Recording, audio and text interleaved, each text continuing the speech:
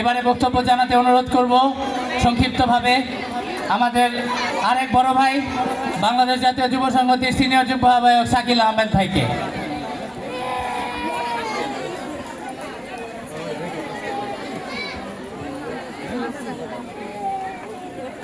আসসালামু আলাইকুম।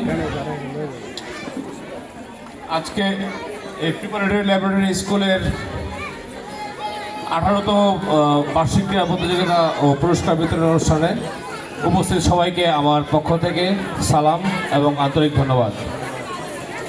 শিক্ষাই জাতির মেরুদণ্ড এবং এই মেরুদণ্ড তৈরি করার কারিগর হচ্ছে শিক্ষক, আর এই কারিগর তৈরি করার কারখানা হচ্ছে স্কুল বা বিদ্যালয় বা শিক্ষা প্রতিষ্ঠান।